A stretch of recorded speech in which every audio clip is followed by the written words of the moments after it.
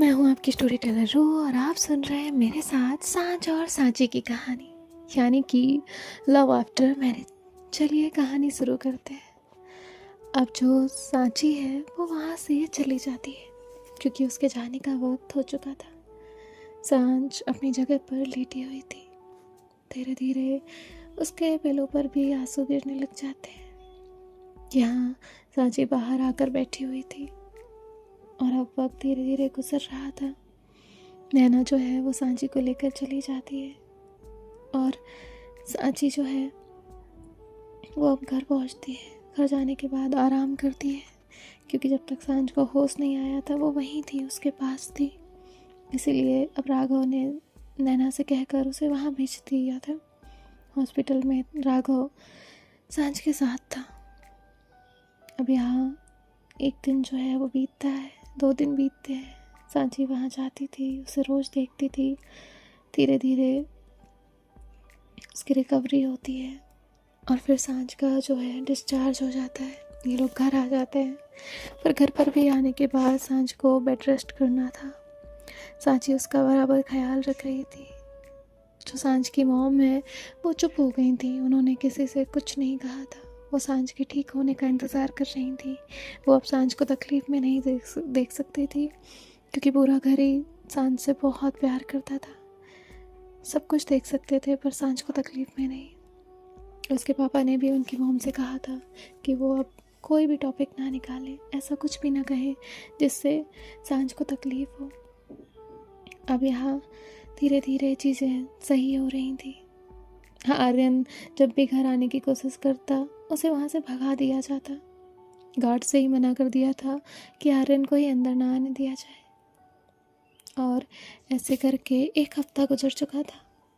अब सांच धीरे धीरे नीचे जाने लग गई थी, बात करने लग गई थी। सांची और सांच में कम बातें होती, लेकिन जितनी भी होती वो बहुत ठीक होती, अच्छे से होती। अब काफ़ी टाइम हो रहा था, रात के 11 बज रहे थे। सबका डिनर हो चुका था, सब लोग अपने रूम में जा चुके थे। सांच सांची को लेकर उसके कमरे में जा रही थी। सांची जो है वो सांच को देख रही थी। सांच और सांची उसके रूम में जा रहे थे। सांच जो है वो सांची से कहती है, आप मुझसे नाराज़ होंगी ना? सांची ने ना में अपना सर हिलाया, उसकी आंखें नम थी। सांच कहती है, कितने दिन हो गए हैं मुझे घर आकर, आपने मुझसे कोई शिकायत नहीं की, कुछ बोला नहीं। जितना मैं बोल देती हूँ, बता देती हूँ, उतना आप हंस लेती हैं और मुझसे कोई शिकायत भी नहीं करती। ऐसा क्यों? सांच सांची को देख रही थी। सांची उसे उसके कमरे में लेकर गई, उसे बेड पर बैठाया, उसकी चप्पल हटा कर रखी और उसके बाद उसके सिरहाने एक पिलो लगाया। सांच टेक लेकर बैठ गई। सांच ने कहा, मुझे तुमसे बात करनी है। सांची उसके पास आकर बैठी। दरवाज़ा इनका खुला ही हुआ था। सांची उसके पास आकर बैठती है। सांच ने उसे देखा। सांची ने उसे कहा, अब बोलो। सांच कहती है, तुम्हें मुझसे किसी भी बात की नाराज़गी नहीं।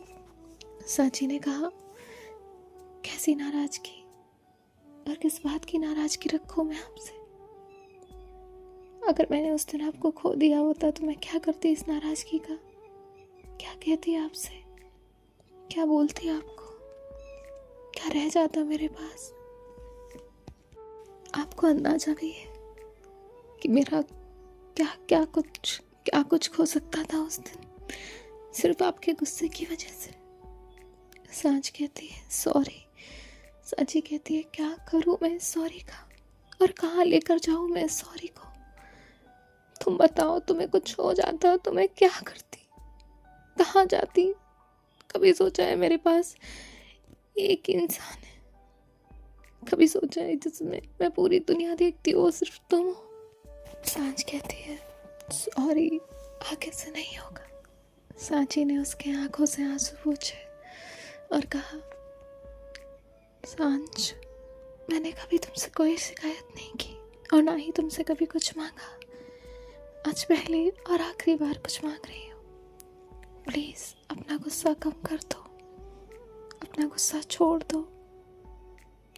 ये तुम्हारा और तुम्हारे अपनों का बहुत कुछ ले जा सकता है, बहुत कुछ बर्बाद कर सकता है। प्लीज़ अब कभी ऐसा कुछ मत करना। सांची ने सांझ को गले से लगाया और कहा, प्लीज़ कभी नहीं, मैं तुम्हें खोना अफोर्ड नहीं कर सकती। मेरी लाइफ में सिर्फ तुम हो, सिर्फ तुम। सांझ जो है वो कहती है, हाँ नहीं होगा। और इसके बाद ये दोनों कुछ बातें और कर ही रहे थे, तभी दरवाजे पर नॉक हुआ। सामने नैना थी। नैना ने कहा, मैं अंदर आ सकती हूँ? सांझ ने उसकी तरफ देखा। सांची थोड़ा सा दूर हुई। नैना ने कहा, क्या हो रहा है? सांझ कहती है, आपकी देवरानी मेरी क्लास ले रही है। नैना कहती है, लेनी ही चाहिए। वैसे तो मेरा मन है ना कि एक बार ये सही हो जाए ना, इसे दौड़ा दौड़ा कर मारो। तो सांझ कहती, क्या भाभी आप ये करना चाहती, इतना अत्याचार? तभी नैना जो है वो कहती है, क्यों नहीं करने चाहिए? सांझ कहती है, अभी तो मैडम का लेक्चर ख़त्म हुआ है, अब आप ही शुरू हो गई। तभी नैना कहती है, सांची इसे छोड़ना मत, जितना सुना सकती हो ना सुनाओ। सांझ कहती है, भाभी वो सब छोड़िए, मुझे ये बताइए कि उस दिन क्या हुआ था? किसी ने कुछ कहा है क्या? नैना चुप थी। वो एक नज़र सांची को देखती है, फिर सांझ को देखती है और कहती है, नहीं कुछ भी तो नहीं हुआ, सब ठीक है। सांझ कहती है, माँ पापा भाई सब शांत हैं, कोई मुझसे कुछ नहीं कहता, कोई ज़्यादा बातें नहीं करते। माँ हाल चाल पूछ लेती है, पर वो सांची से भी पहले की तरह बात नहीं करती, मैंने नोटिस किया है।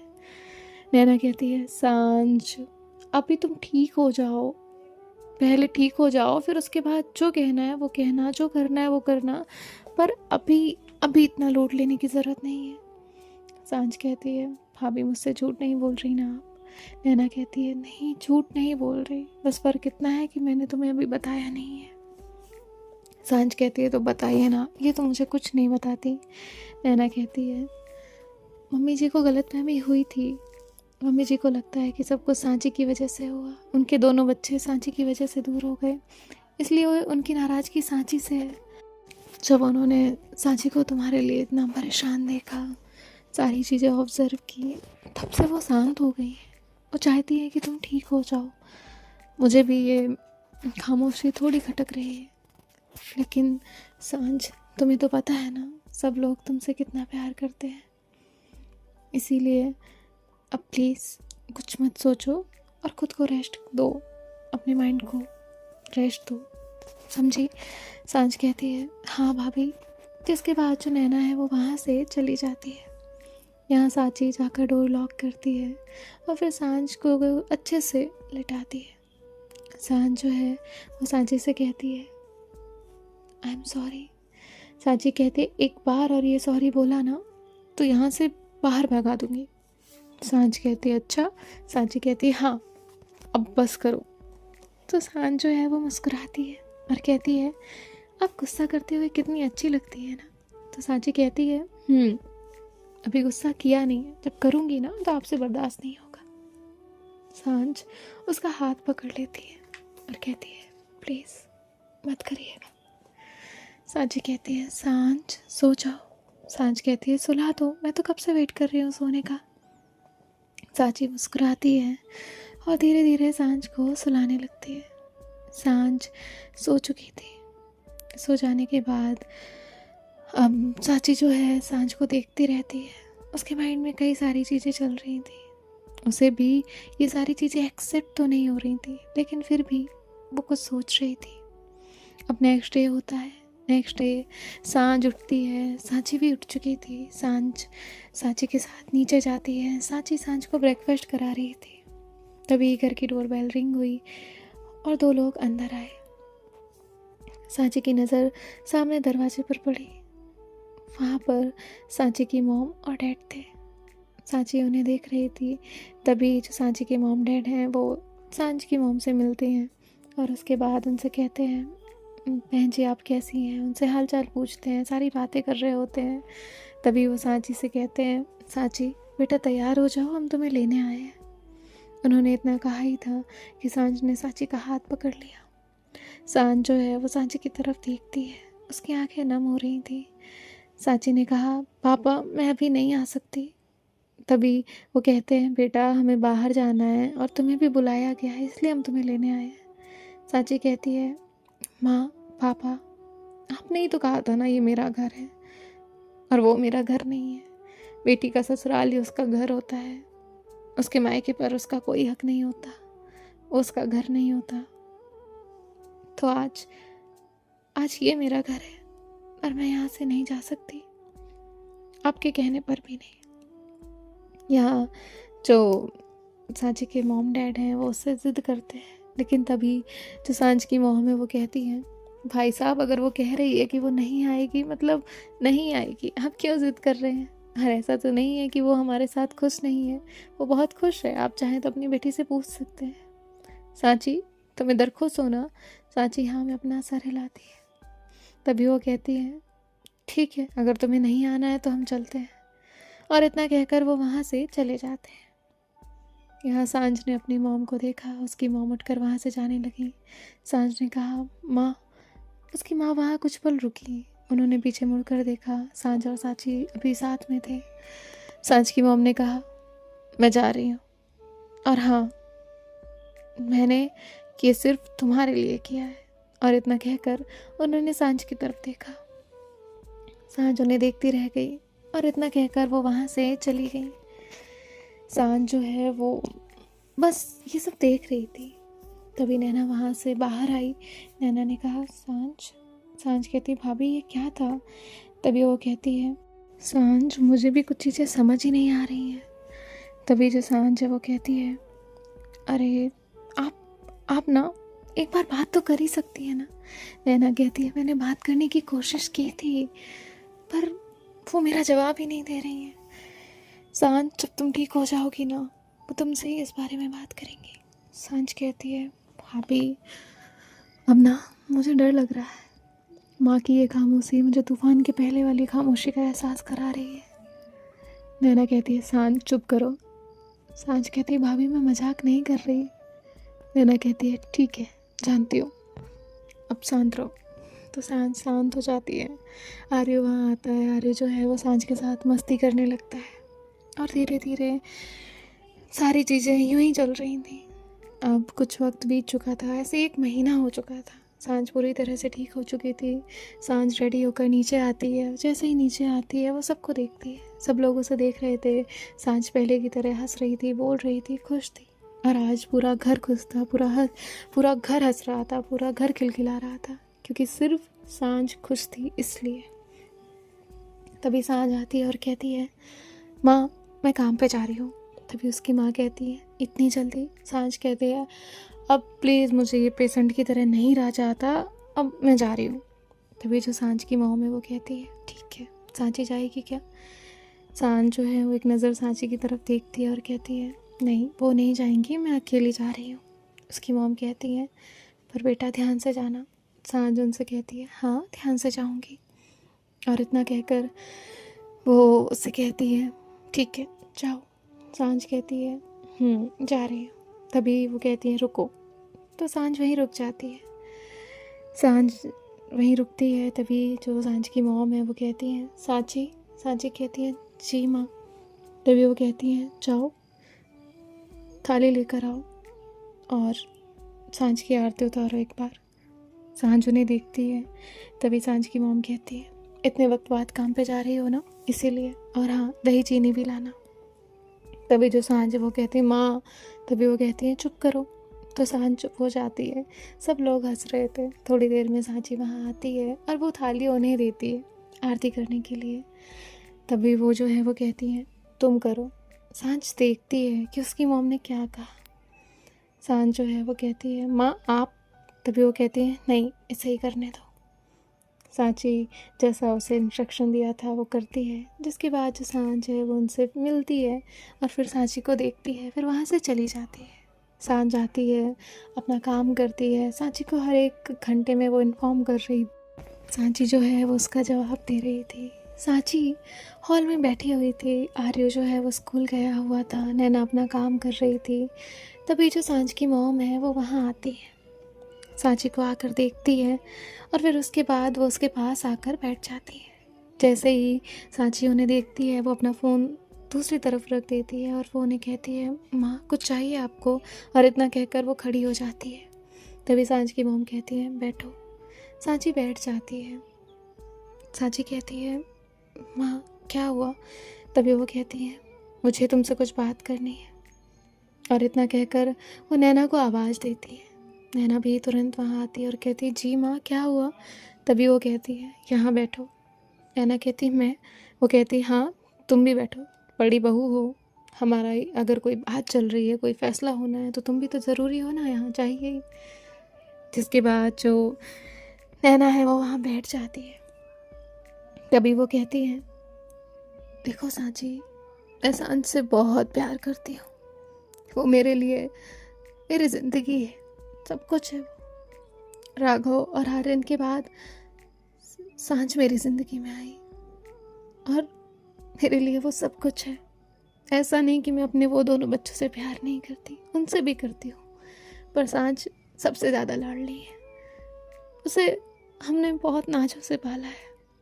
जब उसने अपने बारे में बताया था तो हमें से कोई नहीं माना था और मैं भी नहीं मानी थी, पर फिर मेरी बच्ची की खुशी के अलावा मुझे कुछ नहीं दिखा। सब मान गए और मैं भी मान गई। तब से मैंने ठान लिया था कि उसकी लाइफ में कोई तो आएगा जो उसका ख्याल रखेगा, जो उसके लिए सब कुछ होगा। माँ बाप कुछ वक्त तक ज़िंदगी में रहते हैं, हमारी भी उम्र हो रही है, हम भी आज हैं तो कल नहीं होंगे। तभी नैना कहती है, माँ। तभी वो कहती है, नैना मुझे बात पूरी करने दो। नैना चुप हो जाती है। वो कहती है, मैं भी तुम्हें लाई थी, मैंने तुम्हारे बारे में सारी चीज़ें पता की थी, लेकिन मैं, और वो चुप हो गई क्योंकि वो आर्यन का नाम लेने वाली थी। फिर वो रुकी और उन्होंने कहा, मैं आर्यन की वजह से तुम्हें लाई थी, लेकिन अब उसका नाम तक नहीं लेती, क्योंकि तकलीफ़ तो होती है क्योंकि मैं माँ हूँ, लेकिन उतना ही सच है कि उसने तुम्हारे साथ गलत किया। अगर उसकी जगह मेरी कोई बेटी होती और उसके साथ ऐसा होता तो शायद मैं भी बहुत बहुत बुरा मानती, अपनी बेटी को अपने घर ले आती और उससे पूछती उसकी खुशी क्या है, उसकी रजामंदी क्या है, और आगे वही करती। मैंने आज तक नैना में कोई फ़र्क नहीं किया। नैना, मैंने कोई फ़र्क किया है क्या? नैना कहती है, नहीं माँ। तभी वो कहती है, हाँ देखा, मैंने कभी नैना में फ़र्क नहीं किया, राघव में फ़र्क नहीं किया, सांच में नहीं किया, तुम में भी नहीं किया सांची। उस वक्त हॉस्पिटल में जो हुआ वो सिर्फ इसीलिए क्योंकि मेरी बच्ची तकलीफ़ में थी और तब मैं सिर्फ गुस्से में थी। सांची मुझे माफ़ कर दो। जैसे उन्होंने इतना कहा, सांची ने उनकी तरफ देखा और कहा, प्लीज़ माँ आप ऐसे मत कहिए, आपने मुझे पहले दिन से बहुत प्यार दिया है। तभी वो कहती है, मैं हर एक वो चीज़ तैयार हूँ करने को जो मेरी सांच चाहती है। मैं उससे बहुत प्यार करती हूँ और अगर सांच की खुशी तुम में है तो मुझे तुम भी मंजूर हो। जैसे ही सांची ये सुनती है उसे अपने कानों पे यकीन ही नहीं होता कि उसकी मॉम ने ये क्या कहा। तभी नैना कहती है, पर माँ। तभी उसकी मॉम कहती है, मुझे पता है तुम दोनों के मुझसे क्या सवाल होंगे, लोग क्या कहेंगे, घर वाले क्या कहेंगे, आपके पापा क्या कहेंगे, राघव क्या कहेगा। अभी तक उन्हें राघव को सच पता है ये पता नहीं था, लेकिन चीज़ें तो सबको समझ आ रही थी। तभी वो कहती है, मुझे सिर्फ सांच से फ़र्क पड़ता है। उस वक्त सांच को कुछ हो जाता तो शायद मैं कभी सांची को माफ़ नहीं करती, लेकिन सांच में जो सुधार देखा, जो भी चीज़ें मैंने देखी, वो सिर्फ सांची की वजह से ही थी। इतना मुझे यकीन आ गया और मैं मेरी बच्ची को खुशियों से दूर नहीं कर सकती। इसीलिए सांची, मुझे तुम दोनों का ये रिश्ता मंजूर है, पर हाँ, इस रिश्ते के साथ साथ मेरी एक शर्त होगी। जैसे ही नैना इस बात सुनती है, अब वो शांत बैठ जाती है, उसके कान खड़े हो जाते हैं कि आखिर ऐसी क्या शर्त रखेंगी। सांची भी सोच में पड़ जाती है। तभी सांची का फ़ोन रिंग होता है। सांची देखती है कि सांच का कॉल है। उसकी मॉम कहती है, पहले उसका फ़ोन उठा लो वरना परेशान हो जाएगी। सांची फ़ोन उठाती है, सांच उससे कुछ कहती है, सांची उसका जवाब देती है, फिर फ़ोन रख देती है। सो गाइस देखते हैं नेक्स्ट पार्ट में क्या होगा। आखिर सांची की जो मॉम है उन्होंने रिश्ता तो एक्सेप्ट कर लिया है, लेकिन शर्त क्या रखेंगी ये आगे पता चलेगा। बाय बाय, टेक केयर, ख्याल रखिएगा, राधे राधे। और एक बात, आप लोग ट्विस्ट का वेट कर रहे थे याददाश्त जाने का, सो वो तो इस स्टोरी में पॉसिबल नहीं है। बाय, राधे राधे, ख्याल रखिएगा।